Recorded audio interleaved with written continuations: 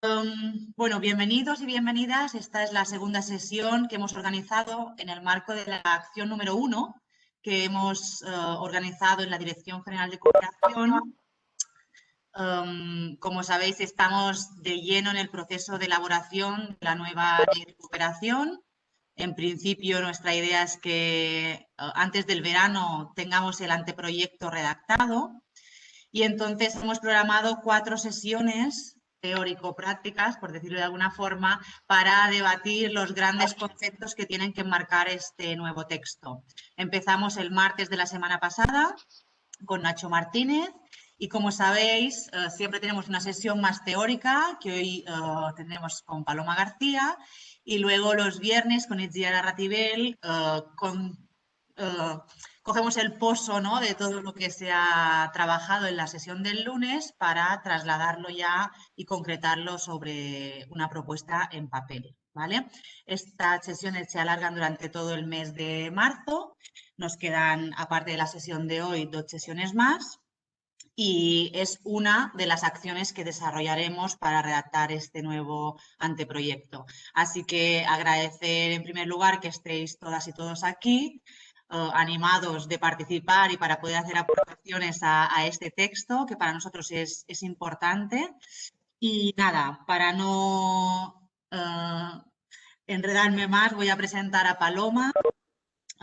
Hoy nos acompaña, no sé si entre tantas pantallitas la podéis identificar, está aquí, nos está saludando con la mano.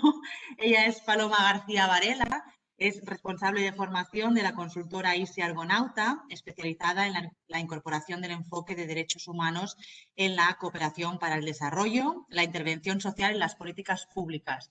Para nosotros es muy importante que nos acompañe hoy aquí cuando estábamos definiendo con el equipo cuáles tenían que ser los ejes transversales, ¿no?, en la ley. El de derechos humanos inevitablemente tenía que estar allí, ¿no? Luego tendremos también a Estrella, que hoy nos acompaña para hablar de cooperación y feminismo. Y luego también la semana que viene hablaremos de sostenibilidad y cambio climático con 2 miembros del Laboratorio Internacional de Cambio Climático de las Islas Baleares. Por tanto, estos son los 3 ejes principales. Empezamos hoy con Paloma, con derechos humanos.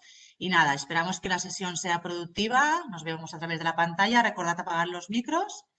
Y nada, cedo la palabra a Paloma, bienvenida. Buen día, muchísimas gracias Laura y muchísimas gracias por haberme invitado a participar en este proceso y estar con vosotras y vosotros hoy en la sesión de enfoque basado en derechos humanos. Es muy interesante el proceso que estáis llevando a cabo y sobre todo, bueno, que lo podáis hacer de esta forma participada y teniendo en cuenta pues tener una sesión más teórica para luego llevarlo directamente a la práctica. A mí me ha tocado la parte teórica. He intentado orientarla de forma que os sirva para el taller, que podáis ver aquellos elementos y estructurarlo de forma que os sirva para reflexionar directamente en el taller y para ver cómo incorporarlo ya luego sobre el texto. Con lo cual, pues bueno, voy a hacer una exposición, voy a utilizar también un material, una presentación que luego os facilitaré para que también podáis tener, y también como cualquier otro material que os venga bien para el taller, pues me lo pedís y os lo facilitaré todo lo que os sea útil. Bueno, el enfoque basado en derechos humanos, que tiene ya un largo recorrido. Realmente nosotros desde la consultoría ISI Argonauta empezamos a trabajarlo en el año 2008, cuando todavía prácticamente no se hablaba de él, de cómo incorporarlo en la cooperación para el desarrollo, pero los derechos humanos siempre han estado presentes, ¿no?, en la cooperación, siempre han sido un elemento fundamental. Sí que vemos, y un poco, aunque yo no os voy a contar todo porque sería mucho, como os decía, algo material, o dejamos también una parte para preguntas y cuestiones. Lo que vamos a ver es que realmente los derechos humanos y el desarrollo inicialmente empiezan y comienzan con motivaciones diferentes y en momentos diferentes, ¿no? El desarrollo empieza muy vinculado a todo lo que tiene que ver con el crecimiento económico, pues en la década de los 50, 60, tiene una trayectoria y los derechos humanos surgen con otra motivación. Los derechos humanos son más la lucha para poner fin a las discriminaciones, la lucha por el reconocimiento de derechos y poner fin a las desigualdades, ¿no? Entonces, son dos componentes que durante mucho tiempo van en paralelo porque surgen en momentos diferentes y con motivaciones diferentes, pero poco a poco se van uniendo, ¿no? Entonces, sí que vamos a ver algunos ejes de esos puntos donde van convergiendo hasta llegar a lo que a partir del año, fundamentalmente del año 2000, se empieza a hablar del enfoque basado en derechos humanos. Entonces, la trayectoria inicial, por haceros solo para que lo tengáis en cuenta, ¿vale? Porque no me voy a centrar en eso, es que inicialmente surgen por separado. A partir del 1900, cuando empieza el programa, el Índice de Desarrollo Humano, que lo conocéis perfectamente, los derechos humanos se incorporan como un componente del desarrollo, pero es un componente más, y a partir del año 2000 se habla del desarrollo basado en derechos humanos. Es decir, es un paso más. No es un componente del desarrollo, sino es una forma, ¿vale?, de abordar y de aterrizar el desarrollo y de adoptar determinadas estrategias basadas en estos derechos. Entonces son como tres momentos diferentes que van, bueno, pues buscando esas sinergias y esas complementariedades, en este caso entre el desarrollo humano y los derechos humanos. Voy a compartir la pantalla.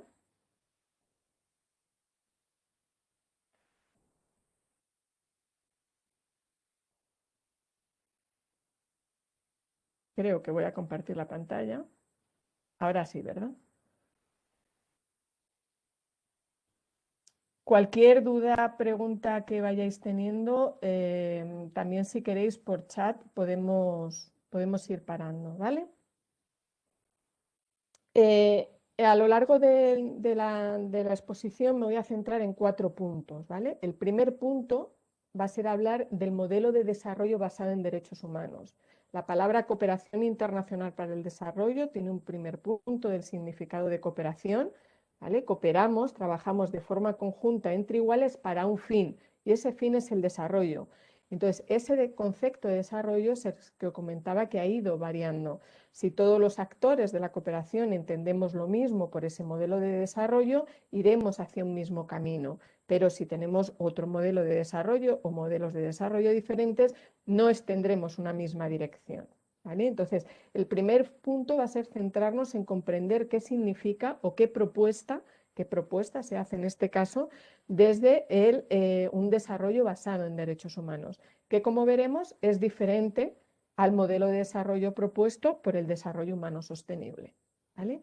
En un segundo momento vamos a ver cómo incorporamos la cooperación para el desarrollo dentro de ese modelo de desarrollo, qué papel juega, cuál es su rol y para qué, ¿no? ¿Para qué se utiliza la cooperación? En un tercer momento vamos a ver cómo eso más teórico, más conceptual, lo podemos aterrizar a componentes concretos para incorporar en la cooperación para el desarrollo. Y en el cuarto momento vamos a echar una primera ojeada y un primer análisis a lo que es la ley de cooperación, ¿no?, de la Comunidad Autónoma de las Islas Baleares, para ver cómo está incorporando esos elementos, hacer un primer análisis, aunque eso luego yo espero que lo veáis más en detalle en el taller que hagáis el viernes, ¿vale? Entonces, si os parece, vamos con el primero. El primero de los puntos, como os decía, es entender ese modelo de desarrollo que nos propone directamente desde el derecho al desarrollo.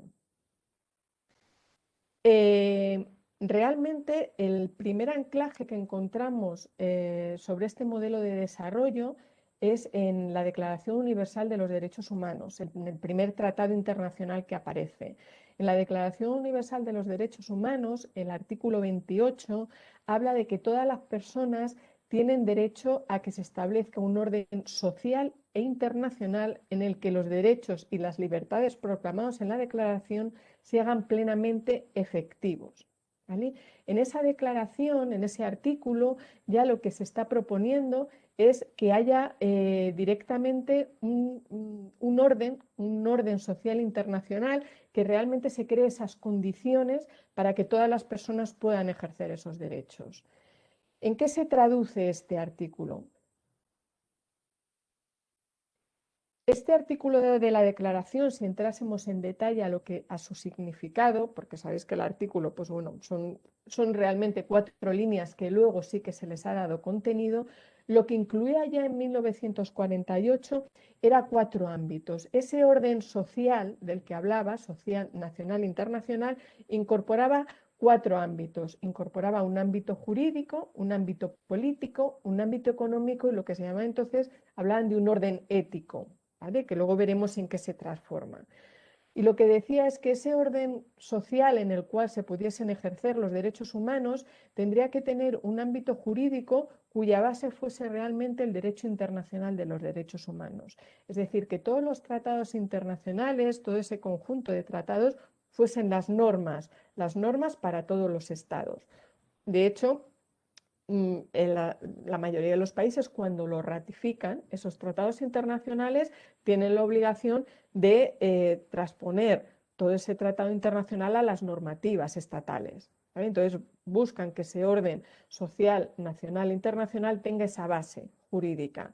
Pero también hablan que tiene que tener un orden social, tiene que tener un ámbito político que piense y cuyo objetivo sea el interés general. ¿Vale? Que ponga el foco en el interés general y en los bienes generales, que tenga unas políticas públicas que sean inclusivas y participativas y que tengan unas instituciones que sean transparentes y que sean conscientes de sus obligaciones a partir de este derecho internacional. ¿Vale? Va definiendo, o sea, no lo deja en abstracto, sino que va definiendo qué es lo que se busca en cada uno de estos ámbitos. También incorpora el ámbito económico. En el ámbito económico se centra fundamentalmente en buscar unas relaciones económicas que sean justas y que sean igualitarias. Y pone el foco en que el reparto de las riquezas tiene que ser equitativo, ¿vale? Y que para eso tiene que haber unas relaciones económicas que lógicamente tengan una base en la cooperación, en la solidaridad y en el bien común. ¿Sí? Y luego habla de un orden también ético, de un ámbito que sería ético, que lo que te viene a decir es que al final la ciudadanía, la sociedad en general, debe basarse, ¿no?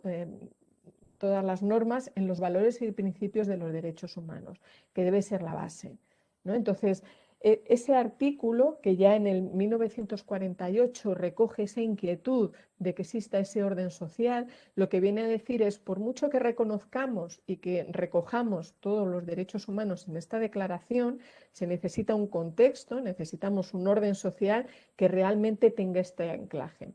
Y lo interesante es que ya empieza, bueno, pues a definir estos ámbitos, ¿no? Estos diferentes ámbitos que tienen que estar ordenados a ese derecho internacional de los derechos humanos.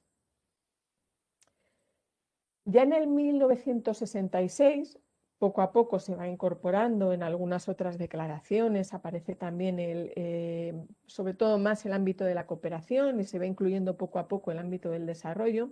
En ese que se va uniendo, tenemos un hito sumamente importante para el enfoque basado en derechos humanos, que es la Declaración del Derecho al Desarrollo, que es de 1986. Yo no sé si la habéis leído, pero realmente el enfoque basado en derechos humanos y el modelo de desarrollo que propone este enfoque es la Declaración del Derecho al Desarrollo de 1986. Si la leéis, vamos a encontrar exactamente las mismas cosas de las que estamos hablando ahora cuando hablamos de la Agenda 2030, cuando hablamos del desarrollo humano, cuando hablamos de derechos humanos y desarrollo. Es la base y es donde está reconocido y donde se reconoce por primera vez que el desarrollo es un derecho humano inalienable, ¿no? Y es fundamental porque en su artículo 1 lo que dice habla no solo del ser humano, sino que habla de todos los seres humanos y todos los pueblos, dice que están facultados para participar, contribuir y disfrutar, ¿vale? Habla de 3 verbos muy importantes, ¿no? De un desarrollo. Y ya vuelve otra vez a los 4 ámbitos, ¿vale? De un desarrollo económico, social, cultural y político. Aquí desaparece o se transforma ese ámbito que hablaba en la Declaración Universal ético y ya pasamos a una parte que es cultural, ¿no? Pero vuelve otra vez a coger estos 4 ámbitos. Entonces, si veis, incluso ahora cuando hablamos de la Agenda 2030, precisamente se está recogiendo lo de la Declaración Universal. Se están recogiendo perdón, lo de la Declaración del Derecho al Desarrollo. Se están recogiendo muchos de estos aspectos. Y a lo largo de todo su articulado, lo que va poniendo el foco es en decir, bueno, todas las personas y pueblos tienen que participar, ¿vale? Son la parte activa y son el motor de transformación, de cambio y de conseguir ese desarrollo. Pero además, no solo es que tengan que participar, ¿vale? Sino que esa participación tiene que tener una contribución, ¿vale? Y además tiene que disfrutar de él. Entonces se tienen que dar como las 3 condiciones, tanto del ser humano como de todos los pueblos. Y a partir de ahí la declaración pues desarrolla todo este conjunto de obligaciones que tienen los estados respecto al desarrollo, a generar al final ese orden social basado en estos 4 aspectos en el cual el fin último, ¿vale? El fin último es la mejora continua para conseguir realmente el pleno ejercicio de los derechos humanos. El modelo que propone la Declaración Universal se puede representar en este gráfico, ¿no? Al final vuelve a coger estos 4 ámbitos, habla de un proceso de mejora continua del bienestar de las personas y de los pueblos, ¿vale? Y la base de todo es la participación activa, libre y significativa de las personas y de los pueblos. Es curioso porque a partir de esta declaración, que como os digo es de 1986, todavía hoy en día hay un grupo de trabajo en Naciones Unidas que intenta que esta declaración a partir de esta declaración se cree un mecanismo de obligado cumplimiento para los estados, ¿no? Hay todo un desarrollo muy interesante de distintas iniciativas y de distintos documentos de trabajo por parte de este grupo de Naciones Unidas que va intentando dar contenido y actualizar en el contexto actual lo que sería esta declaración y va intentando generar cierta obligatoriedad para los estados, para que no solo sea una declaración, sino que también sea una convención internacional de obligado cumplimiento. A día de hoy no se ha logrado. No se ha logrado ese mecanismo. Lo máximo que se ha logrado es una Agenda 2030 que luego, si queréis, también en algún momento podemos ver cómo se vincula, ¿no? con todos estos aspectos del derecho al desarrollo. Pero en este caso, lo interesante es que ya en 1986, aunque hoy en día todavía nos estemos preguntando cómo incorporar este modelo de desarrollo en la cooperación, ya desde entonces se inicia y está muy definido cómo es este modelo, cuáles son sus ámbitos, cuáles son sus actores y cuál es el papel que juegan. En base a estos ámbitos y a esta participación, también define a los distintos actores, ¿no? Dice, bueno, pues para conseguir este modelo de desarrollo tenemos que hablar de nuestros titulares de derechos, hay unos titulares de responsabilidades y hay unos titulares de obligaciones. En esa declaración se incluye esos titulares de derechos, que es el eje central del desarrollo, ¿quiénes son? Y como os digo, la novedad respecto a otros instrumentos del derecho internacional es que en general el derecho son muy individuales y este empieza a ser un derecho colectivo, porque habla de que es un derecho también de los pueblos, no solo de las personas. Por eso también hay más dificultad en conseguir que sea un mecanismo o realmente un instrumento vinculante para los estados, ¿vale? Pero ahí define claramente cuáles son estos derechos que tienen los titulares. Y como novedad, como os decía, es que bueno, pues se reconoce que todos los pueblos tienen este derecho. Y incluye la libre determinación de los pueblos en cuanto al uso de recursos para este desarrollo, ¿no? De ahí pues, que haya serias dificultades en alguno de los puntos de la declaración. También habla de los titulares de responsabilidades, habla de un conjunto de actores sociales que tienen también la responsabilidad dentro de este modelo de desarrollo de promover y de proteger el orden social apropiado. ¿Hay alguien con alguna interferencia? ¿Algún micro ahora? Sí, creo que ahora paró. Bueno, pues estos titulares de responsabilidades tienen también su papel, tienen un papel diferente a los titulares de obligaciones. Los titulares de obligaciones, que son los estados y todas las instituciones que forman parte de ese estado, tienen la obligación de respetar, proteger y de garantizar los derechos de todas las personas para generar ese bienestar y para, bueno, generar las bases de esa participación para el desarrollo. Tienen que adoptar medidas muy claras que supongan, por un lado, no vulnerar los derechos, por otro lado, proteger los derechos frente a otros actores y, por otro lado, tienen que hacer efectivos los derechos adoptando medidas de política pública que realmente protejan a todas las personas. ¿Vale? Los titulares de responsabilidades tienen su papel de promover y de proteger y, por supuesto, de participar y contribuir a generar ese orden social. Lo interesante igual de esta declaración es que ya tenemos los tres actores y ya se incorporan cuál es el papel de cada uno de ellos en este modelo de desarrollo. En la propia declaración ya habla también de la cooperación, de para qué tienen que cooperar los estados, pero en este modelo más amplio de desarrollo que, como veis, está anclado tanto en la Declaración Universal como en la Declaración del Derecho al Desarrollo, y donde ya se nos definen perfectamente cuáles son estos actores y cuál es el objetivo último del desarrollo, también aparece la cooperación como un elemento clave. Es un instrumento de gran importancia para realmente conseguir este orden social que se propone desde el enfoque basado en derechos humanos. Aunque aparece en la declaración del derecho al desarrollo, sí que quería antes poner el foco en dónde empieza, ¿no? También todo el tema de la cooperación desde los tratados internacionales de derechos humanos.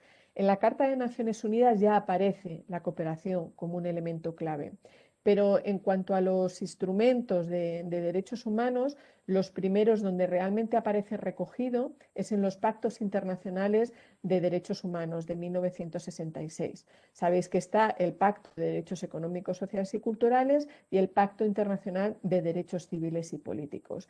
En los dos pactos, en su articulado, aparece la cooperación internacional como un elemento clave para la consecución de esos derechos. En el Pacto Internacional de Derechos Económicos, Sociales y Culturales aparece en su artículo 2.2 y está vinculado fundamentalmente al principio de progresividad de esos derechos, donde dice ese principio, lo que dice es que todos los estados deben progresivamente dedicar el mayor número de recursos para conseguir finalmente que se cumplan todos esos derechos, ¿no? Debe ser siempre algo progresivo, nunca regresivo. ¿Vale? Y dentro de ese máximo de los recursos, una de las herramientas que propone, una de las vías, es la cooperación internacional, ¿no? Veis ahí que en el artículo habla de la asistencia y la cooperación internacional, especialmente económica y técnica. Entonces ya pone el foco también en la importancia de esa cooperación. Y también el Pacto de Derechos Civiles y Políticos lo incorpora, en este caso, en su primer artículo, en el artículo 1.1, ya directamente habla de que todas las personas y que todos los pueblos pueden disponer libremente de sus riquezas y recursos naturales sin prejuicio de las obligaciones que derivan de la cooperación económica internacional basada en el principio del beneficio recíproco. ¿Vale? Lo interesante de este artículo, si os fijáis, es que directamente habla, por un lado, de la libre disposición de las riquezas naturales que debe tener cada pueblo y habla de la obligación de la cooperación y específicamente habla de la cooperación económica, pero una cooperación económica que debe estar basada en un principio, ¿vale? Habla del beneficio recíproco. Estos son elementos que, por ejemplo, os lo resalto aquí porque son muy interesantes que lo tengáis en cuenta de cara a hacer una ley de cooperación en la que vais a poner unas bases y un anclaje normativo, ¿no? Y donde vuestros principios y vuestra base y vuestra exposición de motivo va a estar anclado a unos pactos internacionales de derechos humanos porque es la base, ¿no? Entonces, estos dos elementos, cada uno con sus características, son la base de donde anclar la cooperación internacional para el desarrollo desde un enfoque de derechos humanos. Y tienen, bueno, pues unos principios básicos, como habla aquí, de el beneficio recíproco, ¿no? Al final es lo que se busca dentro de ese concepto de cooperación, de trabajo conjunto. Además de encontrarlo en estos pactos internacionales, posteriormente en la Declaración del Derecho al Desarrollo, donde lo vamos a encontrar es en su artículo 3.3. ¿Vale? Ahí también habla de la cooperación, habla de la necesidad de cooperar mutuamente, el deber o la obligación de cooperar mutuamente para lograr el desarrollo y para eliminar los obstáculos. Es decir, ya va centrando también para qué tiene que ser esa cooperación, y lo que busca finalmente es transformar esos obstáculos al desarrollo para lograr el pleno ejercicio de los derechos humanos. ¿Vale? Y lo incorpora realmente como, bueno, pues como una de las obligaciones que tienen los estados. Y al final lo que se busca es que en ese desarrollo todas las personas puedan disfrutar de estos derechos reconocidos en la declaración. Aquí os he señalado, esta es una diapositiva un poquito más densa, pero yo creo que, vamos, más allá del texto que os lo he puesto para que luego podáis vosotros mirarlo más en detalle y que os sirva para el taller. Lo interesante es que a partir de la Declaración del Derecho al Desarrollo de 1966, además del Grupo de Trabajo Específico de Naciones Unidas sobre el Derecho al Desarrollo, también se empieza a poner el foco en la importancia del derecho a la solidaridad, ¿vale? El derecho a la solidaridad de los pueblos y de las personas. Y desde el año 2012 se empieza a impulsar desde Naciones Unidas a través de un experto independiente, uno de los mecanismos del Consejo de Derechos Humanos, que hay una declaración, la Declaración sobre el Derecho de los Pueblos y las Personas a la Solidaridad Internacional. ¿Sí? La cooperación internacional empieza a tirar, si os dais cuenta con lo que os he recogido aquí, vuelve a tirar de la Declaración del Derecho al Desarrollo en un elemento que considera fundamental, que es el de la cooperación, y es obligación de los estados de cooperar. Y lo hace de una forma más amplia. No solo habla de cooperación, sino que habla de solidaridad internacional. ¿Vale? Habla como un derecho, habla de que todas las personas y todos los pueblos tienen derecho a beneficiarse por igual de una solidaridad internacional armoniosa. ¿Vale? Y vuelve a tirar otra vez del orden político, económico, justo y equitativo. ¿Vale? Son elementos que nos vamos a encontrar en todas las declaraciones. Y al final todas este conjunto de declaraciones lo que ponen el foco o lo que están intentando es desarrollar un marco normativo que obliga a los estados a promover un orden social justo y equitativo que promueva y facilite todos los derechos humanos, ¿no? Que todas las personas puedan ejercer los derechos humanos. Entonces va tirando un poco de los distintos elementos que nos da la Declaración del Derecho al Desarrollo. Hay un documento que también os lo facilitaré para el taller y que creo que os puede ser muy útil de cara a hacer ese análisis de la legislación, donde realmente desarrolla cómo debería ser esa solidaridad internacional y qué papel juega la cooperación para el desarrollo y cuáles son los principios que debe tener. ¿Vale? Si veis aquí he recogido los principios y cuál debe ser la base, pero ahí cuenta muchísimo más en detalle cómo son y cómo deben ser estos principios y cómo debe ser este orden social internacional y cómo debe ser esa solidaridad internacional, poniendo uno de los focos que pone es en la cooperación para el desarrollo. En la cooperación para el desarrollo, si veis aquí os he recogido igual dos parrafitos. Lo que habla precisamente es que no se limita, dice, no se limita esta solidaridad internacional, no se limita a la asistencia y a la cooperación, la ayuda, la caridad o la asistencia humanitaria. Si veis ahí recoge los distintos elementos, ¿no?, que puede tener, sino que es más amplio. Habla de una sostenibilidad de las relaciones internacionales y habla de las condiciones en las que deben ser esas relaciones. ¿Vale? Si os fijáis, al final, como vamos a ver, el enfoque de derechos humanos pone el foco fundamentalmente en las relaciones de poder existentes que son desiguales y cómo hay unas personas y unos colectivos que están discriminados y hay una lucha por el reconocimiento de esos derechos y por conseguir un pleno ejercicio. Entonces, busca realmente transformar esas relaciones de poder para lograr ese orden justo y equitativo basado en estos estándares internacionales de derechos humanos. Y finalmente pone la solidaridad internacional requiere, ¿vale?, la total cooperación de todos los estados en la plena realización del derecho al desarrollo y la eliminación de los obstáculos al desarrollo.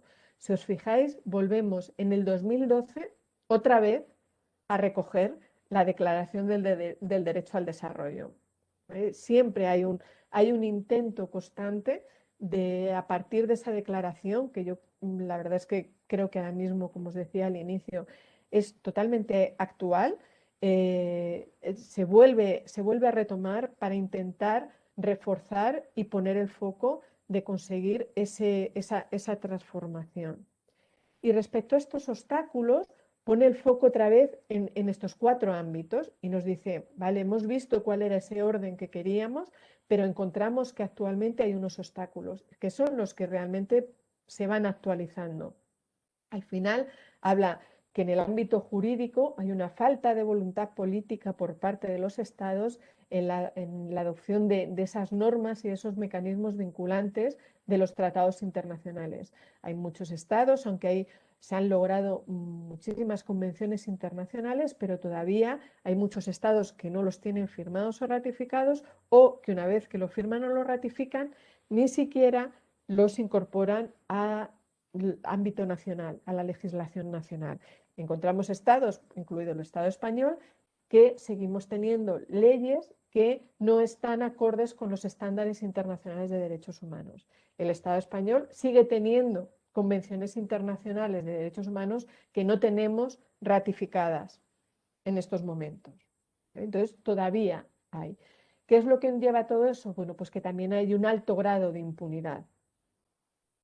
No hay unos mecanismos de justiciabilidad frente a la vulneración de esos derechos. Los derechos se vulneran, pero no hay unos mecanismos que me permitan judicialmente que se reconozca esa vulneración del derecho y tener unos mecanismos de reparación. Y en el ámbito político también establece una serie de obstáculos. Al final habla de que tenemos unas políticas públicas que no son transparentes, que no hay rendición de cuentas, el tema de la corrupción, importantísimo la brecha de confianza entre la ciudadanía y los gobernantes, ¿no?, entre las instituciones públicas y la ciudadanía. Cuanto más grande es la brecha, más difícil es el ejercicio de los propios derechos. Y bueno, pues al final nos encontramos con sistemas democráticos poco participativos, con instituciones débiles y políticas, en muchos de los países donde se coopera y en nuestros propios países, ¿no? Al final encontramos un ámbito político donde ni la legislación, y un ámbito jurídico donde ni la legislación está acorde con el derecho internacional, las políticas públicas no ayudan o no promueven esa realización plena de los derechos y las instituciones son débiles, son poco participativas y existe también pues toda una parte de corrupción y de clientelismo que al final no busca ese bien común del que hablábamos inicialmente. En el ámbito económico encontramos unas relaciones desiguales, ¿no?, unas relaciones de poder totalmente desiguales. Encontramos unos grandes desequilibrios donde realmente los ejes, ¿no?, que vertebran las relaciones económicas son la competitividad, el lucro, el individualismo, la acumulación frente a los otros elementos que estábamos diciendo que debería tener ese orden social, ese orden económico, ¿no?, basado en derechos humanos, que eran la solidaridad, la equidad, la igualdad, ¿no? Entonces encontramos que son otros los motores, son otros los ejes de ese ámbito económico. Y en el ámbito ético también nos encontramos que los valores que se promueven desde los derechos humanos tampoco son los que priman Otros priman la competitividad frente al individualismo, bueno, pues hay cierto desprestigio de algunos valores y no se tienen en cuenta. Entonces, estos son los obstáculos que se van poniendo, que se van desarrollando en esa declaración del derecho a la solidaridad que os decía, y que lo que promueve al final es que esas relaciones de las que se habla, esas relaciones internacionales solidarias que se buscan para generar ese orden internacional donde se respeten todos los derechos humanos, lo que debería poner el foco es en transformar estas relaciones en estos ámbitos, ¿no? Están identificando estos obstáculos. Por vinculároslo, por ejemplo, también a la Agenda 2030, encontraríamos aquí que muchos de los obstáculos que se señalan en todo el preámbulo de la Agenda 2030 también podríamos incorporarlos en estos 4 ámbitos que encontramos aquí, ¿no? Están unidos. Entonces, como veis, no es que sean cosas nuevas, sino que realmente lo que se van es poniendo más en los contextos según van cambiando en cada momento. Pero se sigue volviendo y se sigue retomando todo lo que viene de la propia Declaración del Derecho al Desarrollo. Entonces ya tendríamos lo que es ese modelo de desarrollo, tenemos esa solidaridad, ese derecho tendríamos ese modelo de desarrollo basado en el derecho al desarrollo, esa cooperación internacional basado en el derecho a la solidaridad y que además busca abordar las causas estructurales y estos obstáculos que realmente no permiten el desarrollo, y esa es nuestra base fundamental de lo que sería la cooperación internacional para el desarrollo basada en los derechos humanos, ¿no? Con esos 2 ejes y con estos, bueno, pues estos documentos de los tratados internacionales que tendríamos de base para anclarnos. Aterrizando esto en la práctica, para que no nos quede tan abstracto, podríamos diferenciar 8 componentes, ¿no? Vamos a hablar de 8 componentes que deberíamos tener en cuenta para intentar incorporar, en este caso en la ley de cooperación, pero que podéis aplicarlo a la ley de cooperación, a una política pública, a una intervención de cooperación, a una acción social, es una forma, ¿no? Al final de ver y abordar, y serían como los 7 componentes de ese enfoque de derechos humanos. El primero sería los estándares internacionales de derechos humanos. Nuestro anclaje fundamental cuando hablamos de enfoque de derechos humanos son el conjunto de tratados internacionales, de convenciones internacionales de obligado cumplimiento para los estados, ¿vale? Este es el conjunto que tenemos, pues antes hablabais del tema de la cooperación feminista, tenemos toda la Convención para la eliminación de todas las formas de discriminación contra la mujer, donde también aparece la cooperación como uno de los puntos y aparece el reconocimiento específico, ¿no? de todos los derechos de las mujeres y cuáles son los principales obstáculos para su ejercicio, pero encontramos también el Pacto de Derechos Económicos, Sociales y Culturales, Civiles y Políticos, todo este conjunto de obligaciones de los estados es el anclaje principal y lo primero que tenemos que tener en cuenta a la hora de abordar una cooperación basada en derechos humanos.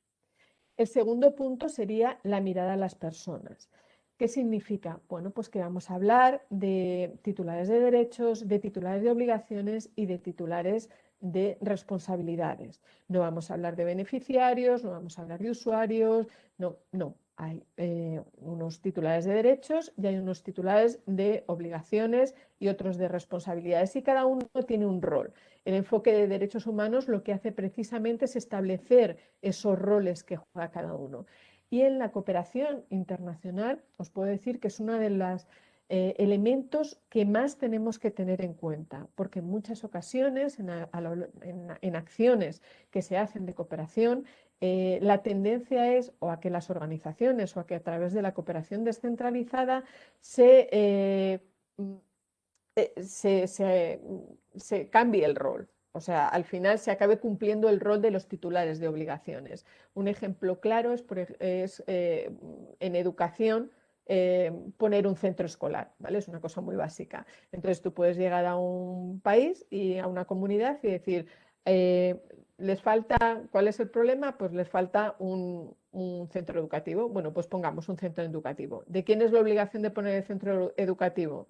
¿Del gobierno o de una organización no gubernamental?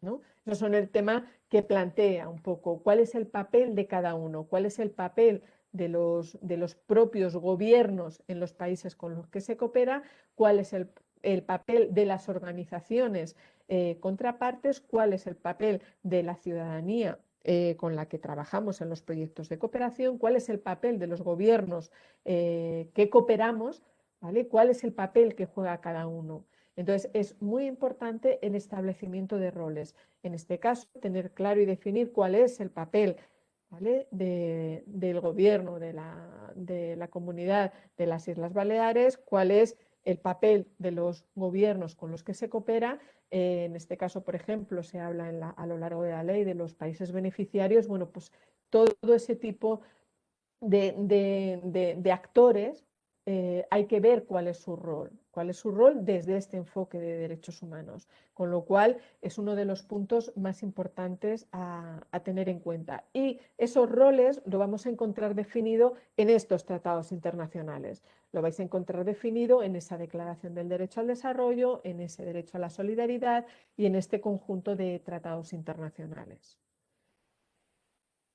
El otro punto que también es importante abordar desde la cooperación para el desarrollo y que es más difícil es el tema de la mirada holística a la realidad. Siempre hablamos de que desde el abordaje del enfoque de derechos humanos hay que tener una mirada holística, la famosa mirada holística que incorpora y integra todos los elementos, ¿vale? Y luego nos encontramos con una cooperación que realmente la tendencia es a ser sectorial, ¿no? Se hace por prioridades sectoriales, porque también es más fácil, más sencillo. Entonces, ¿cómo cuadrar realmente esa mirada holística de la realidad con, bueno, pues con esa forma de hacer tanto que hay en la cooperación para el desarrollo, tanto por parte de las organizaciones como de los diferentes actores, ¿no? De hace mucho tiempo que viene marcado.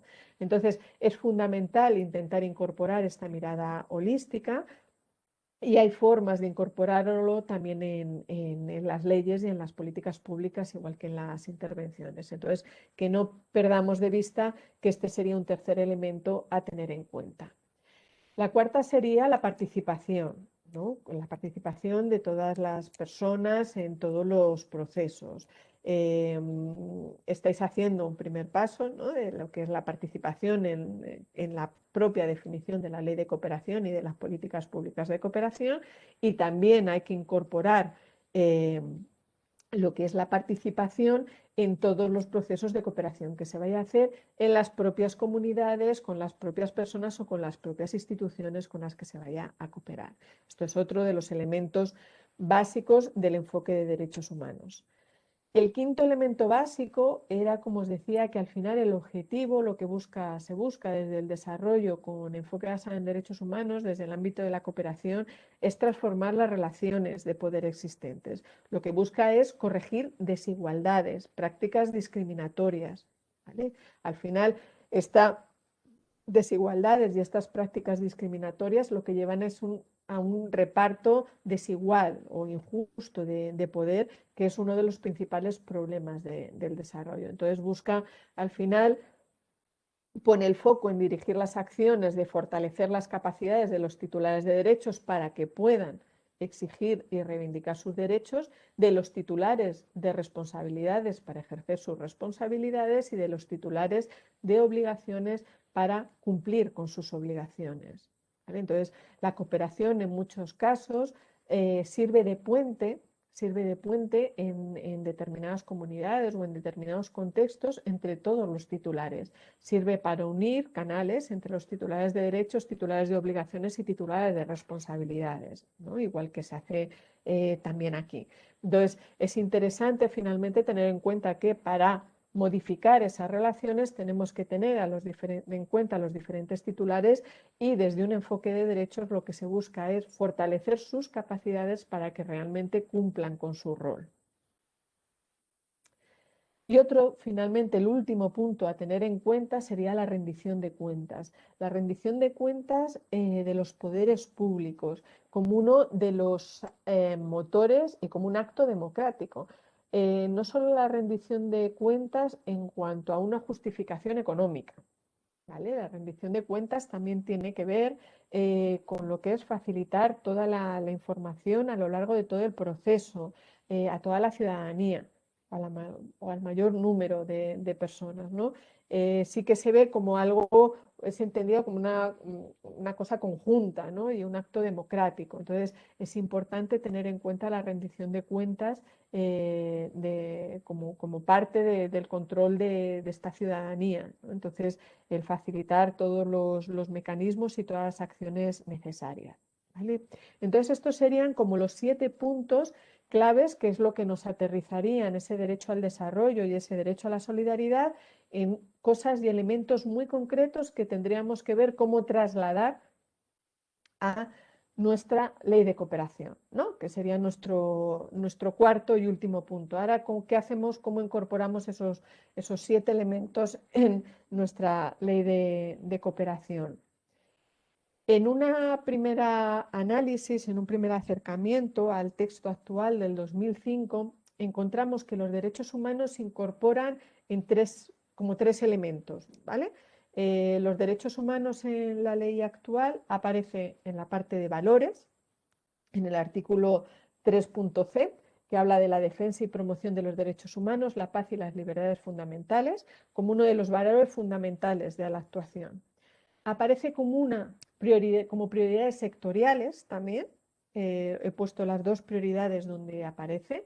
En el 9E, que aparece unido a tema de divulgación de los derechos humanos para la defensa y promoción. Y en el H, que está vinculado también al tema de la educación para la paz. Está muy vinculado, entonces se establece 2 prioridades sectoriales. Y también aparece como uno de los instrumentos específicos de la propia cooperación en el artículo 18F y en el 19.6, que se desarrolla más en cuanto a la educación. Se habla de la educación para la defensa de los derechos humanos y los valores democráticos para la construcción de la paz. Entonces, como veis, en la actual ley de cooperación, realmente si recogiésemos no tanto los derechos humanos aparece como un componente más de la propia ley. No aparece no tanto una transversalidad, sino que no hay una apuesta por ese modelo de desarrollo, ni se visibiliza la cooperación desde ese derecho a la solidaridad de la que hemos hablado. Sino que lo incorpora en 3 aspectos muy concretos vinculados a valores, prioridades y instrumentos, ¿no? Y además con una delimitación que está más vinculado sobre todo a los aspectos de la importancia de educar en los derechos humanos para crear esos entornos y esos valores más democráticos. Igual, en una visión así rápida, viendo un poco, recogiendo esos elementos de los que habíamos dicho, pues veríamos que en cuanto a los estándares internacionales no incluye, ¿no? La referencia a las obligaciones que tendría en este caso la Comunidad de las Islas Baleares en cuanto a cooperar, ¿vale? No incluiría esas obligaciones, ni hace referencia, sí aparece algunos elementos de Naciones Unidas en uno de los puntos, pero no hace referencia a los estándares internacionales de derechos humanos. En cuanto a los países con los que socios o con los que se hace cooperación, habla de países beneficiarios, ¿vale? En este caso no habla de países socios o países con los que se cooperan, sino que les sitúa en una relación de poder más de beneficiarios, ¿vale? No incluiría esa mirada de derechos. No contempla las diferentes relaciones entre los titulares de derechos, responsabilidades y obligaciones. No establece una mirada holística, sino que establece prioridades sectoriales en las que, además se habla, en las propias prioridades sectoriales, como veremos, tampoco incorpora esa mirada de derechos humanos. Establece la participación, sí que aparece en diferentes momentos. En cuanto a contenido, ¿no?, y orientación, aparecen las estructuras democráticas vinculadas a la participación social y a promover, habla mucho de la participación ciudadana y habla mucho de promover la participación vinculado también a la solidaridad internacional, ¿no? Pone mucho el foco en lo que sería la propia construcción de ciudadanía o en la educación para la ciudadanía global. Y en cuanto al fortalecimiento de capacidades de los titulares de derechos, responsabilidades y obligaciones, en una de las finalidades de la propia ley de cooperación se habla de mejorar las capacidades de las personas y las organizaciones en los países empobrecidos, ¿vale? Pero delimita el concepto de países empobrecidos, ¿vale? Y habla de las personas y organizaciones, pero no dice para qué va a fortalecer esas capacidades específicamente. No le pone el foco en fortalecer esas capacidades para el cumplimiento de sus roles. Entonces, bueno, no está muy en detalle, pero sí por lo menos para haceros un paralelismo de, bueno, pues que esos elementos cómo aparecen recogidos en el actual texto de la ley de 2005. ¿Qué supondría incorporar eso? ¿Por dónde iría la reflexión? Bueno, en la exposición de motivos, el objetivo o en lo que pone el foco es en lograr la erradicación de la pobreza, habla de erradicar la pobreza y las causas que lo generan.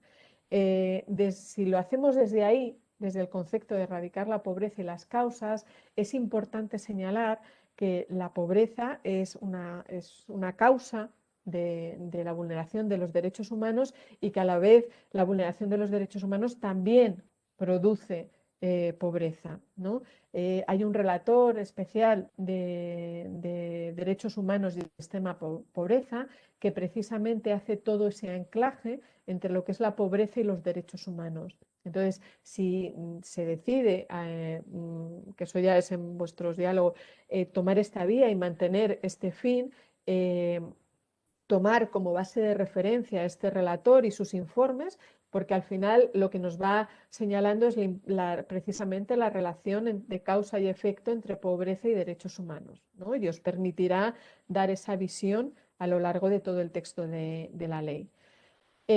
Las exposiciones de motivos normalmente se incorporan estos tres aspectos: el origen de la ley, por qué esta ley, para qué la queremos, cuáles serían esos objetivos de la ley y los fundamentos jurídicos.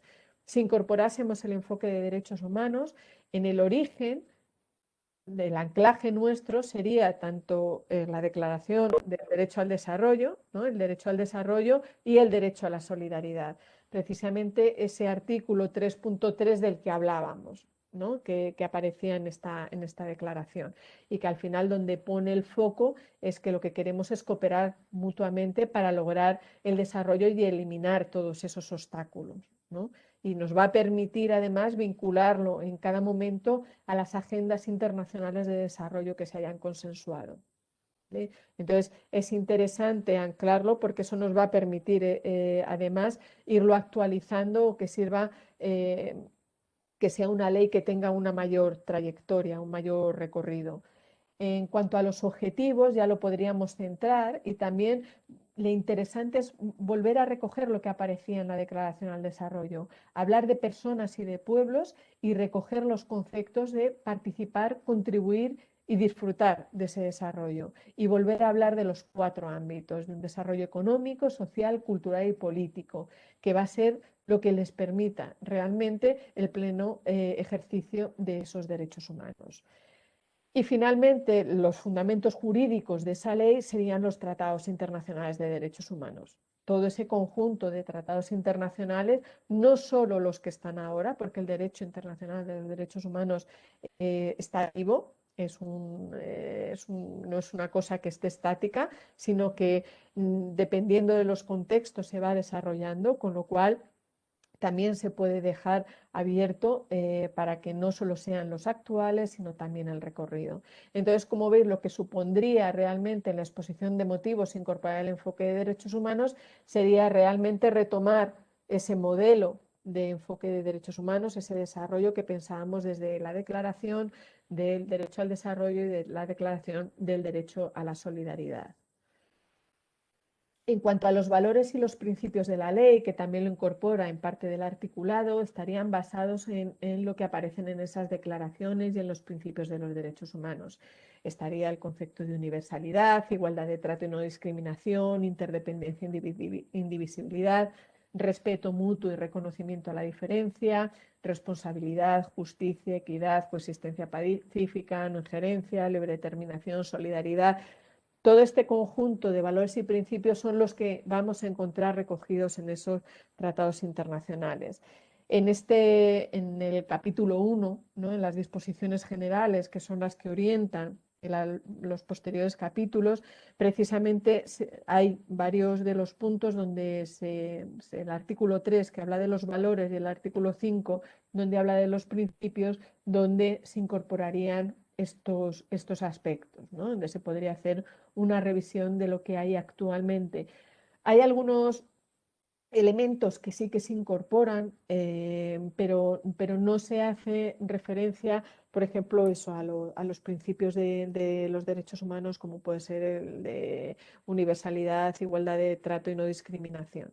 Entonces, sí que desde un enfoque de derechos humanos supondría una revisión en cuanto a estos dos artículos para poder incorporar la propuesta que se hace desde un enfoque de derechos.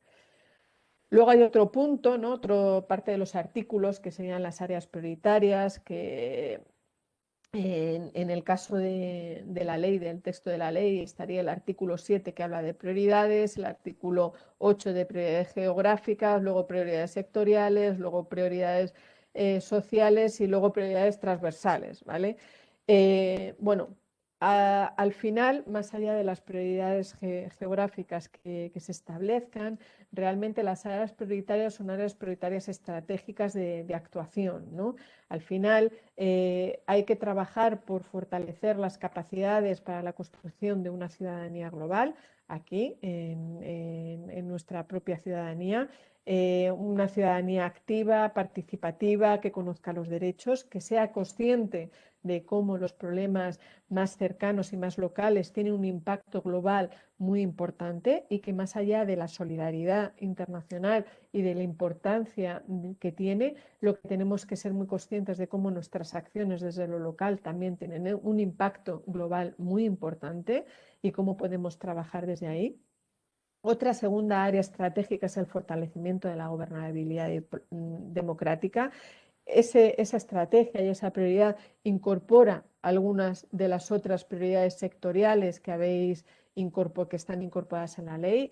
Supone trabajar para la participación democrática de la ciudadanía en las comunidades de los países del sur, y también supone trabajar con las instituciones directamente para lograr unas instituciones transparentes, para lograr unas políticas públicas que sean inclusivas y participativas, ¿no?, para abordar ese otro obstáculo que habíamos puesto más social. Hay otra estrategia y otra área prioritaria que tiene que ver con derechos económicos, sociales y culturales. Hablamos de derechos humanos, no de servicios, ¿vale? No hablamos de servicios, no son servicios públicos, son derechos. Y desde esa perspectiva tenemos que incluir el trabajo y nuestro estándar internacional, que va a ser el Pacto de Derechos Económicos, Sociales y Culturales. Y tiene una importancia grande a la hora de luego trasladar realmente nuestras formas de cooperar. Por supuesto, la protección del medio ambiente, sin riesgos, limpio, saludable, también como derecho humano. Y unos medios de vida sostenibles y una igualdad de oportunidades para todas las personas. Esto es más centrado en el ámbito de un desarrollo económico. Al final, estas áreas prioritarias que realmente dependen de cada actor de la cooperación, y en este caso de la comunidad autónoma, lo importante es que sí que tenga esa visión más holística y más anclada en esos derechos humanos. Al final es una decisión más política y consensuada entre los actores de dónde se puede contribuir. Pero lo importante es que lo miréis desde una perspectiva más estratégica, intentando incorporar siempre esa mirada de fortalecimiento de capacidades de unos actores, de todos los actores, para lograr al final poner el foco en eliminar unas relaciones de poder desiguales en cualquiera de los ámbitos y con un anclaje en esos tratados internacionales que tenemos. Y finalmente, tener en cuenta a todos los agentes de la cooperación, ¿no? Tienen que estar reconocidos en esa ley. Esa ley tiene que reconocer a los titulares de derechos, tiene que reconocerlos como tales, a todas las personas y a todos los pueblos, que en el actual texto de la ley no aparecen como tal. Tienen que aparecer como titulares de responsabilidades las organizaciones, tienen que aparecer las empresas, los sindicatos, las empresas, todos aquellos actores que vayan a formar parte de esta cooperación deben aparecer y deben aparecer como titulares de responsabilidades y como actores políticos. ¿Vale? No solo tienen que aparecer como instrumentos concretos a través de los cuales se canalizan unas fuentes de financiación, son más, ¿vale? Tienen unas responsabilidades y como tal tienen que aparecer. Y tienen que aparecer los titulares de obligaciones, ¿vale? Tienen que aparecer personas e instituciones que forman parte del Estado, tanto de la propia comunidad autónoma aquí como de los estados con los que se coopera. Y tienen que aparecer cada uno con su rol y tienes que estar definido su rol, porque en la ley precisamente el anclaje que va a tener todo el desarrollo luego de la política pública y de las intervenciones que se haga debería estar en función del rol definido en esta ley.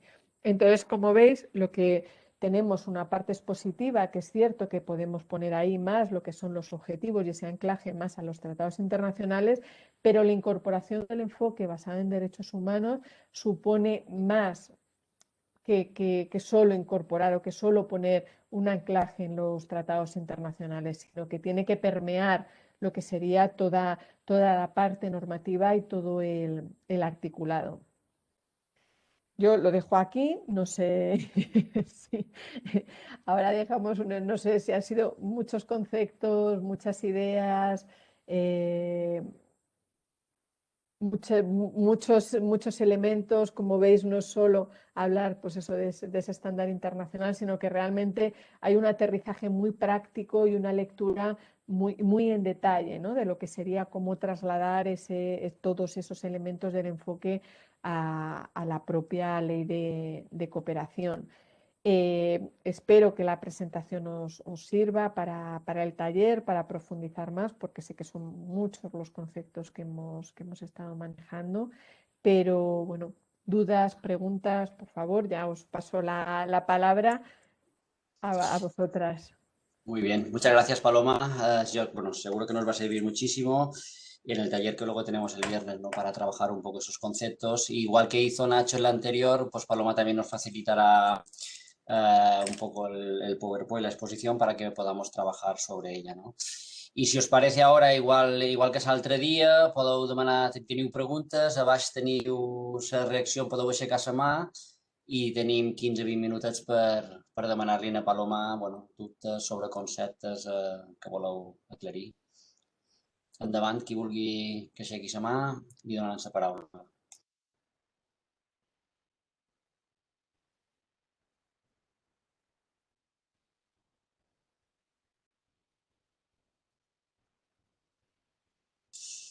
Endavant, Marga. El micro, porfa, Mar.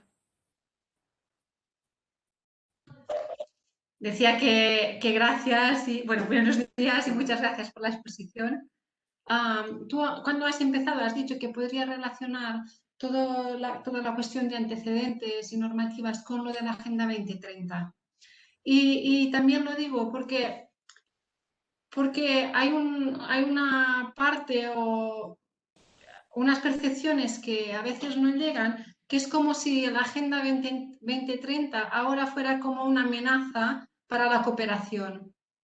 Y era para ver cómo tú lo has enmarcado dentro del paraguas normativo y muchas veces se ve como una amenaza, era para ver cómo pueden casar las dos cosas y en qué sentido.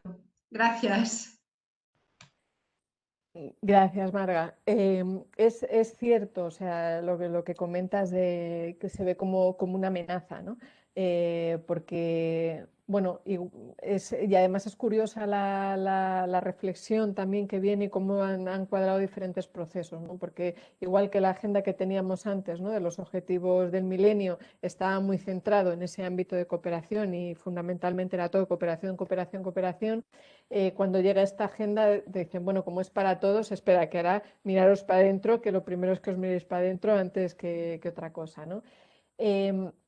La cooperación aquí se incorpora exactamente de la misma forma que, por ejemplo, con el derecho al desarrollo. El derecho al desarrollo no está diciendo, está diciendo lo mismo, que todos los países y que todos los pueblos, todos los países tienen que adoptar medidas para conseguir ese desarrollo, pero que la cooperación internacional para el desarrollo es fundamental para apoyar y para transformar, lo primero, las causas globales que existen ahora mismo, ¿vale? Porque ahora mismo yo creo que es muchísimo, o sea, yo un cambio fundamental que veo es que hay una transformación en el paradigma, ¿no?, del propio desarrollo.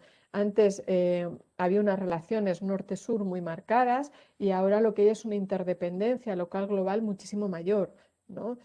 A partir, por ejemplo, lo podemos ver de la tendencia y el cambio que ha habido es fundamentalmente por la crisis del 2008. El 2008 puso de manifiesto cómo la repercusión que tenía una crisis a lo mejor en un país, en un ámbito internacional y cómo todo aquello iba en cascada. Bueno, pues en el fondo no hizo más que poner de manifiesto una realidad en cuanto a cómo cada vez hay una mayor interconexión entre ese local y ese global, ¿no? Entonces, cómo todo lo que hacemos en nuestros países tiene que ver con ese global.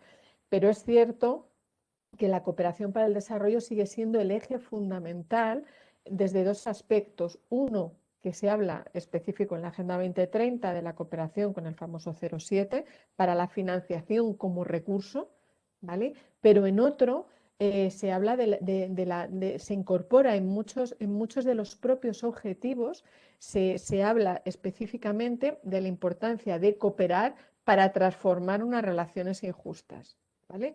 O sea, la cooperación lo encontramos en dos puntos, en diferentes metas y objetivos. Vamos a encontrarla como una herramienta para lograr transformar y que es necesario que se dé esa cooperación entre los pueblos, igual que aparece en todos los tratados internacionales, igual que aparece en todos. Siempre hay un artículo donde dice, aparte de lo que haga el país, la cooperación es fundamental. Entonces la cooperación tiene esos dos puntos. Si queréis también os puedo facilitar un documento, ¿vale?, donde hemos incluido también toda esa parte del papel de la cooperación en la Agenda 2030, ¿no?, y ese papel transformador que tiene que seguir jugando.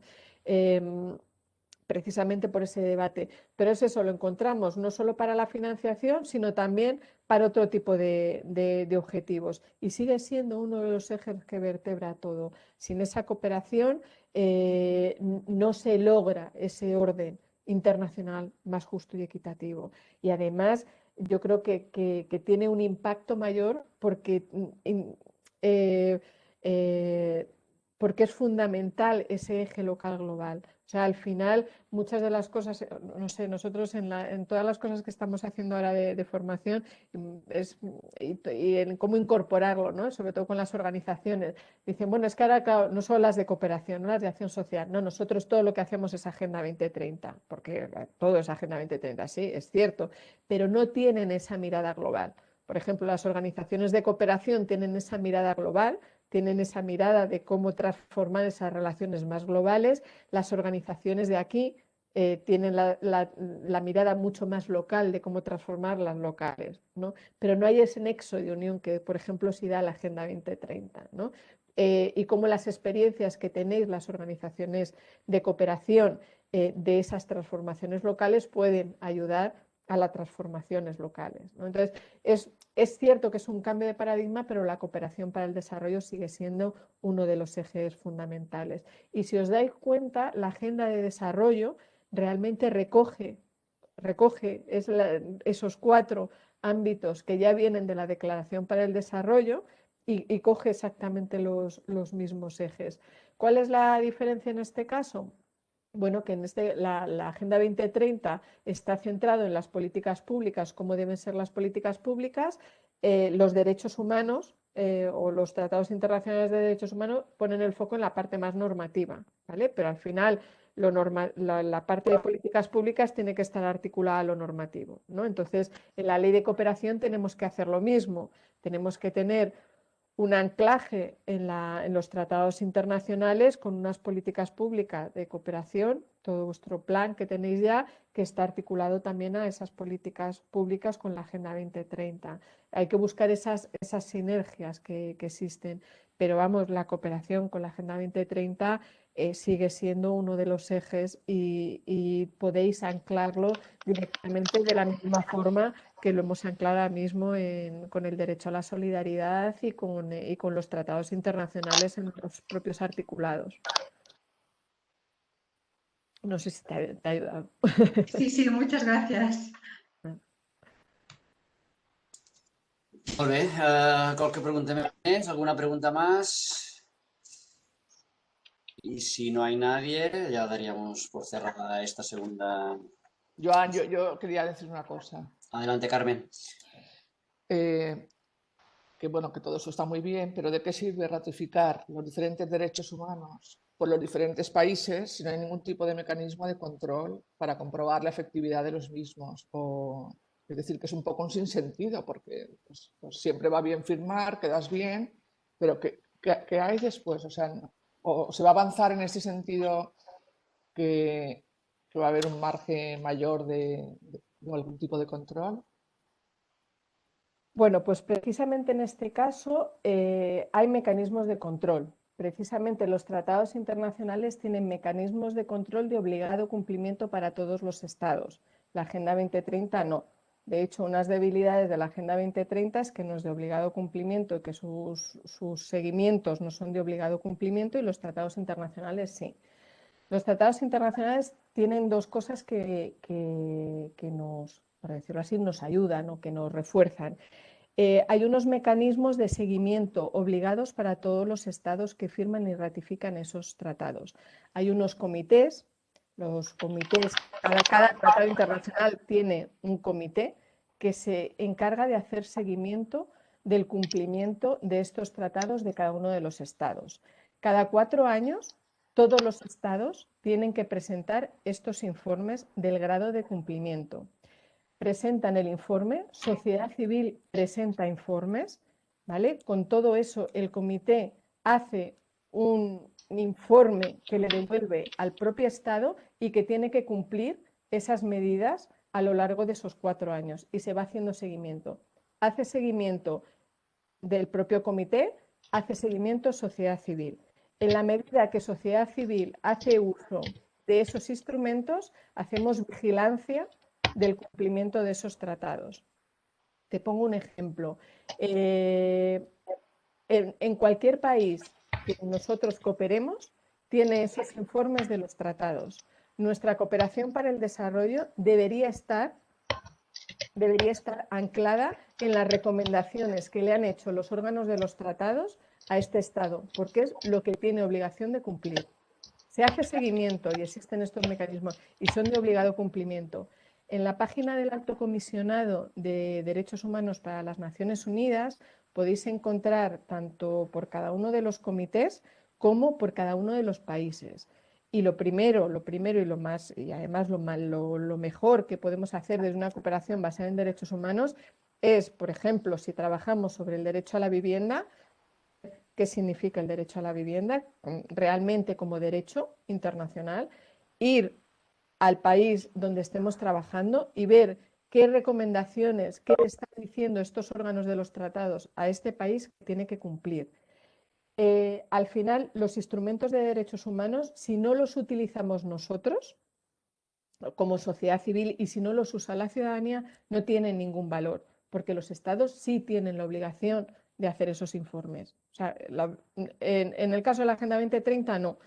De hecho, hay países que los están vinculando, están estableciendo esas sinergias. Nosotras desde aquí podemos pensar eso, pero tenemos en muchos otros países defensores y defensoras de derechos humanos o, por ejemplo, los pueblos indígenas, que su mayor lucha es por hacer, o su mayor lucha ha sido por conseguir un tratado internacional que les reconozca esos derechos y que además les proteja y les dé una mayor garantía. Entonces, el derecho internacional, como os decía antes, está vivo en la medida que la ciudadanía y los movimientos buscan esos mecanismos de mayor protección para hacerlo suyo y reivindicarlos. Esto no es una cosa porque los estados sean buenos y lo vayan a cumplir. Esto es una herramienta que tiene la ciudadanía y las organizaciones para exigir. Tenemos que mirarlos desde la otra perspectiva. Entonces, en la medida que nos hacemos nuestros esos instrumentos y los utilizamos, les damos fuerza y obligamos. Si no, no. Hay proyectos interesantes de cooperación que precisamente lo que han hecho es fortalecer a las comunidades en el uso de estos instrumentos y han llegado a las relatorías de Naciones Unidas, ¿no? Creo que había una pregunta relacionada también con los tratados, con esto. Estos informes son vinculantes, son consultivos, son vinculantes en la medida que el informe dice que está vulnerando el tratado internacional. Lo que es obligatorio es el tratado internacional. Entonces, el informe te dice, el Estado español, por ejemplo, no está cumpliendo con el derecho a la vivienda, que es un ejemplo que tenemos, y nos da 3 recomendaciones específicas. Tiene que avanzar en el tema de desalojos con medida habitacional, tiene que ser en unas políticas públicas de esta forma, en una ley de esta forma, ¿vale? Nos da esas recomendaciones. El Estado puede o no hacerlo, pero se va haciendo seguimiento respecto a ese cumplimiento y lo que es de obligado cumplimiento es el tratado. Hay otro tipo de informes que son los dictámenes que sí son de obligado cumplimiento, pero en el fondo, os lo digo porque hay lo que vamos a recibir por parte de los estados es que eso no lo tienen que cumplir. Entonces, el debate no es si tengo que cumplir o no esas recomendaciones. Lo que tienes que cumplir es el tratado y el comité lo que te está diciendo es lo que estás incumpliendo y cómo debes mejorarlo. Entonces, me da igual que sea obligatorio o no ese informe. Lo que sí que me importa es que está diciendo que no estás cumpliendo con el tratado internacional y la vía que tienes que seguir. Molt bé. Bueno, quedan 4 palabras pedidas. Empezamos. Miriam Viña, adelante. Hola, buen día. Voy a hablar en castellano, ¿no, Paloma? ¿Mejor? Sí, porfa. Vale. Gracias, Miriam. Mira, no, quería aclarar una cosa porque, bueno, en el componente de mirada a personas, cuando has dado un ejemplo de la construcción, si una ONG construye una escuela, sustituye la obligación del Estado, ¿no? Y, bueno, me declaro muy fan del enfoque basado en derechos humanos, muy fan. Y pienso bueno, con este ejemplo parece ser que el enfoque basado en derechos nos deja a las ONGs sin poder hacer una escuela, sin poder hacer un pozo, sin poder hacer, porque todos son obligaciones del Estado, ¿no? Entonces, creo que el enfoque nos permite hacer incidencia, hacer fortalecimiento de esas capacidades de los titulares de obligaciones, dar sostenibilidad a un pozo que construimos o una escuela que construimos, pero no nos elimina la posibilidad de hacer eso, ¿no? Bueno, es lo que yo pienso, ¿no? No lo elimina, Miriam. Yo creo que todo depende, a ver, esto es la teoría, cada contexto y cada situación es totalmente diferente y hay mucha gama de grises, ¿no? O sea, depende muchísimo del contexto. Lo importante es el análisis de la realidad que se hace. Entonces, habrá momentos en los que sí que sea pertinente y proceda a hacer el colegio, pero otras no. O sea, es más el concepto de decir, bueno, lo que yo no puedo estar es supliendo, ¿no? Desde ese ámbito. Sí, el que a través de la cooperación se haga un colegio, lo que va a hacer es además fortalecer y se va a lograr la sostenibilidad y se va a lograr tal y se logra una cooperación real entre todas las instituciones, fenomenal. Pero es cierto que hay muchos casos en los que muchos, sobre todo de antes, yo creo que eso ya también ha cambiado bastante, en que pues, te vas a cualquier comunidad, no sé, que llevan 25 años haciendo cooperación y dedicando muchísimos recursos y no se ha transformado absolutamente nada. Y eso es por algo, ¿no? Entonces, si es más esos elementos, eso no quita a que, por supuesto, que haya momentos en los que se tenga que hacer determinadas cosas y que en cada contexto y cada situación es totalmente diferente y que no hay recetas únicas. Gracias, de acuerdo, totalmente. Molt bé. Bueno, les tres darreres paraules, Ruth, per ordre que tinc aquí els participants. Primer na Ruth, després en Joan i na Natàlia a la darrera. Endavant, Ruth. Sí, hola, gracias Paloma por toda esta introducción tan interesante. Me ha llamado la atención que cuando hacías lo de los obstáculos y las tres esferas o los tres ámbitos, en la parte de ético, ¿no? Salía competitividad frente a la cooperación y solidaridad. Y me gustaría que lo pudieras explicar un poquito más, este concepto. Pues ese concepto fundamentalmente hace referencia a cómo se prima entre las relaciones, ¿no? La competencia, cómo se prima la competencia para lograr lo máximo frente pues bueno, podríamos hablar de una competitividad más solidaria, por decirlo así. O sea, al final el que pongas el foco en competir frente al otro para tener más, en vez de buscar un bien común y una solidaridad basado más en un reparto equitativo de los recursos, lo que lleva es a, bueno, pues que haya unas relaciones más desiguales o que no haya una relación más igualitaria. No sé si me explico o específicamente... Igual lo leí mal. ¿Qué ponía? ¿Cooperación o competencia? Entre cooperación y solidaridad, ¿no? ¿Pero? Ponía cooperación y solidaridad. Sí, pero es verdad que hablaba también del tema de la competencia, ¿vale?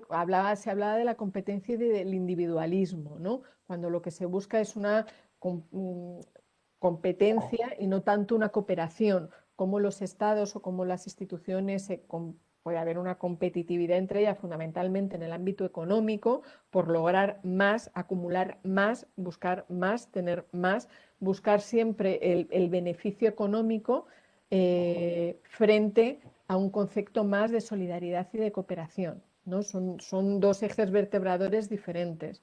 La cooperación busca más un trabajo conjunto entre iguales para lograr un fin, y la competencia lo que busca es un mayor beneficio solo por mi parte y sin tener en cuenta al otro. No sé, por ejemplo, en temas de recursos económicos, en tema de explotación de recursos, de explotación de personas, más en ese ámbito de relacionar, no solo de la cooperación para el desarrollo, ¿vale? Eso que estábamos poniendo ahí eran ámbitos en general. Sí, se ve que no lo entendí bien cuando lo leí, porque parecía que era una competencia entre cooperación y solidaridad. No. Es lo que no entendía. No. Vale, o sea, no es que sea una competencia entre esos dos conceptos. No. Pues nada, olvídalo, perdona, ¿eh? Vale, perdona. Molt bé, Ruth, gràcies. Joan, endavant. Hola, buen día. Gracias, Paloma. No sé si podías dirnos en todo este que se ha planteado, ¿no? Si resulta que hay una serie de tratados a través de la Convención de Derechos Humanos, luego están las políticas públicas que no se cumplen la mayoría de las veces porque no hay obligatoriedad con la Agenda 2030. Entonces, ¿cómo concretar todos estos grandes conceptos en algo en lo local? Es decir, aquí estamos todos juntos y juntas reflexionando para hacer una ley de cooperación, ¿no? Entonces, en el que hay que entender el contexto, porque si resulta que los grandes tratados internacionales no se cumplen, si resulta que las agendas 2030 no hay obligatoriedad y, por ejemplo, no se cumplen, ¿cómo todo esto concretarlo en algo en que los actores de este pequeño territorio, ¿no? Podamos hacer una ley que realmente no le pase como a todo lo anterior, es decir, a todo lo que hemos estado discutiendo, a todo lo superior que no se cumple, ¿no? Y cómo entonces, por consiguiente, ser una ley que nos apropiemos de ella, porque sinceramente los actores no sé, los que hacemos cooperación, ¿no? Y vemos los tratados internacionales y cómo se incumplen de continuo.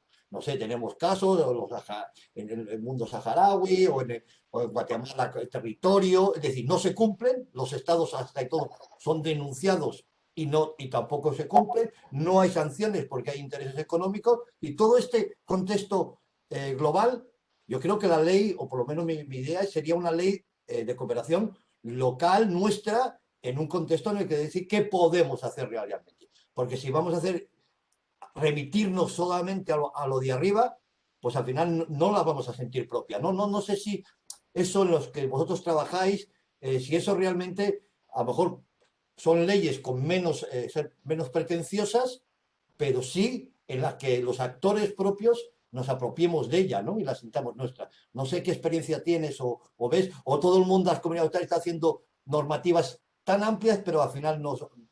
Y gracias. Gracias, Joan. Bueno, dos cosas. Lo primero, lo de que os apropiéis es fundamental. O sea, eso es básico, ¿no? Y por eso también el eje de la participación. Y por otro lado, bueno, tampoco hay que ser tan poco optimista respecto al no cumplimiento. Es cierto que los derechos humanos se incumplen, porque los derechos humanos y los tratados internacionales ponen límites a los poderes públicos, son límites a los estados. Entonces, claro, pues lo que os decía antes, esto no es que sea porque sean buenos, vamos a ver, no, esto o nosotros agarramos esos tratados y realmente decidimos utilizarlos, o desde luego para ellos ahí pueden seguir. Y se ha avanzado mucho, o sea, si miramos para atrás, se ha avanzado mucho, no solo en cuanto a que haya más normativa, sino que realmente cada vez se utilizan más y cada vez se exige más y cada vez se cumplen más, con todos los peros que hay, ¿vale? Que comparto, que no vamos a decir que se cumplen. Y en los países donde cooperamos es cierto que también, por supuesto, se incumplen. En cuanto al tema de la apropiación y cómo hacerlo más vuestro, yo creo que realmente el primer paso es que vosotras y vosotros os apropiéis de realmente, si veis que el eje de los derechos humanos son una herramienta útil para la cooperación y para transformar las relaciones. O sea, esa es la base de la apropiación. Es diferente trabajar sobre necesidades, es diferente trabajar sobre el desarrollo humano sostenible, y es diferente trabajar sobre un modelo de desarrollo basado en derechos humanos, porque mis ejes son diferentes, ¿no? En todo. Entonces, tú lo puedes trasladar a todo en una ley, el propio concepto o la importancia que tiene los derechos humanos como movilizador, ¿no? de transformación y de cambio de unas relaciones de poder, más allá de que pongas un tratado internacional. O sea, los derechos humanos son un motor de cambio y de transformación de relaciones de poder. Hay con comunidades donde a lo mejor trabajamos, no sé, te pongo por ejemplo en la India con las castas, donde el concepto de derechos humanos no existe, pero sí de relaciones de poder desiguales, ¿no? Y al final los derechos humanos lo que hacen es buscar esa transformación de relaciones de poder. Entonces son una herramienta que nos puede ayudar a transformarlas, ¿no? A exigirlas. Tienen un mayor potencial porque realmente te permiten exigir jurídicamente. Te permiten unir una acción jurídica con una acción política, con una movilización social. O sea, son tres elementos claves. Lo que decíais, se puede hacer incidencia, se puede movilizar a la ciudadanía para que exija su derecho, se puede transformar las políticas públicas y puede exigir jurídicamente porque es la diferencia entre una necesidad y un derecho, una de las básicas, ¿no? Entonces, me da una mayor fuerza en todos los ámbitos de relaciones de poder que yo quiera cambiar, ya sea los derechos de las mujeres, ya sea los derechos de los pueblos indígenas, ya sea los derechos de la infancia. Si yo estoy anclándome en las obligaciones que tienen los estados en avanzar, yo voy a tener mayor capacidad de movilización, voy a tener mayor capacidad de incidencia, voy a poder exigir de otra forma que cumplan con lo que les están diciendo, ¿no? Entonces va no solo la primera, que nos apropiemos realmente de esos derechos humanos como tal, y no solo como concepto abstracto, como concepto que ponemos, porque estamos hartos de poner la palabra derechos humanos en todos lados, sino de lo que significa realmente utilizar los derechos humanos en cuanto a reivindicar, exigir, participar, comprometernos, o sea, todo lo que supone el pleno ejercicio de los derechos humanos, que es una parte activa, no es un servicio que me dan, ¿vale? No es un servicio público. El ejercicio del derecho es una parte activa. Entonces, para mí el primer punto es ese. Si vosotras creéis en esa forma de hacer, os apropiáis de esos derechos humanos, de ese concepto, Lo demás es irlo anclando, porque la lucha por los derechos humanos viene desde antes del 48 y seguirá, porque desgraciadamente vas a tener que seguir, no solo por dar una mayor protección a las situaciones que hay, sino porque vendrán situaciones nuevas que necesiten esa protección. No sé si te ayuda, Joan. Natàlia Riera, endavant, la pregunta, la darrera.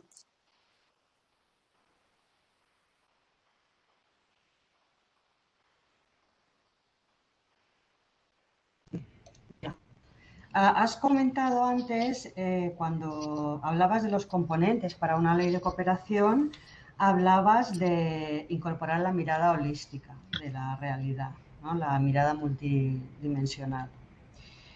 Entonces, cuando hablabas de la ley actual, la que está en vigor en Baleares, la ley de 2005, decías con mucha razón que no tiene mirada holística, ¿no? Y que establece prioridades, en cambio. Vale, entonces mi pregunta es, a la hora de aterrizar en la redacción de la norma, si esta mirada holística sustituye a la exposición de prioridades, ¿cómo lo incorporamos a efectos prácticos? La exposición de motivos va transversalizada en toda la ley. No me queda muy claro de manera práctica cómo podríamos incorporar esta mirada holística si es que tiene que sustituir a las prioridades. Gracias. Gracias, Natalia. A ver, yo creo que todas las leyes de cooperación, igual que los planes, al final tienen unas prioridades, ¿vale? Todas, porque, bueno, al final es se tiene que delimitar, ¿no? En qué me voy a centrar o en qué queremos, ¿no? Centrarnos. Creo que en cuanto a los países, ¿no? Lo que son las prioridades geográficas es algo básico y que tenéis que definir, que también podéis definirlo según unos criterios basados en derechos humanos, ¿vale? En cuanto, no es no establecerlo, sino qué criterios voy a establecer para definir ese país prioritario, ¿vale? En cuanto al ámbito de las personas, ¿no? Que también que lo llamabais prioridades sociales, lo mismo, también se puede centrar, si lo consideráis así, en determinados grupos que se encuentren en situación de mayor vulnerabilidad. Y lo mismo, o sea, yo creo que los criterios que establezcáis para definir en qué os queréis centrar pueden estar basados en derechos humanos. Hay criterios específicos que se pueden incorporar. Y en cuanto a sectoriales, yo intentaría quitar la palabra sectorial y hablaría más de prioridades estratégicas, porque creo que al final lo que sí que se tiene es una visión estratégica que se pueden incorporar, pues como yo os ponía ahí, estrategias como la educación para la ciudadanía, que lógicamente la vais a tener, podéis establecer otro que hable de derechos económicos, sociales y culturales, donde lo que actualmente llamáis servicios puedan incorporarse, pero es darle otra mirada, ¿vale? Es cambiar un poco el concepto que también me va a quitar a mí esa mirada de decirlo, bueno, al final lo que voy a definir no son prioridades de en qué sectores me voy a centrar, sino cuáles son las estrategias que yo voy a utilizar, cuáles son mis prioridades de las estrategias que quiero utilizar para transformar esa realidad. Pero es un cambio de mirada, aunque no se consiga incorporar esa mirada holística en toda su forma, porque yo sé que es muy complejo en esto, pero sí estás cambiando la visión, porque ya no estás abordando directamente un sector, que yo sé que al final necesitamos el sector del CAT que tenemos que poner, pero y ya si nos vamos a cuando les pongáis en las convocatorias los ODS, pues entonces ya además le decís, bueno, ahora ponme a qué ODS va esto dirigido, ¿no? Y si puede ser la meta y además un indicador. Entonces ya rizamos el rizo, como nos piden algunos. Dicen, no, espera, que quiero unos indicadores anclados en la Agenda 2030, pero con enfoque de derechos humanos, y tú dices, el que lo ha puesto no sabe a qué se refiere. Pero bueno, entonces, bueno, hay fórmulas, ¿no? de orientarlo. Yo creo que al final una cosa es cómo queremos la visión que tenemos y otra cosa es la parte más técnico-jurídica de cómo podemos trasladarlo a una ley, que tiene luego también sus dificultades, pero siempre intentar incorporar esa mirada. Y yo creo que, ya te digo, quitando determinados conceptos o transformándolos, puede ser ya también una forma de cambiar esa mirada. Bueno, molt bé, muy bien, Paloma. Muchas gracias de nuevo. Bé, moltes gràcies a totes i a tot per venir. Bueno, han quedat moltes preguntes a l'aire i molta feina a l'aire, que és realment de lo que se trata, no? Hem plantejat aquesta primera acció amb aquests primers espais tècnics de reflexió, amb aquesta idea d'un primer seminari que ens doni un marc ampli a partir del qual treballar tot el sector els divendres en els tallers. Per tant, vos esperam aquest divendres a les 10:30, novament, en el taller on intentarem treballarem sobre aquest tema de drets humans, d'enfocament de drets, i el mateix seguirem les dues properes setmanes dins aquesta primera acció. Muchas gracias, Paloma, de nuevo. Moltes gràcies a totes i a tots per venir i res, i seguim endavant. Que tingueu un bon dia. Muchísimas gracias a todas.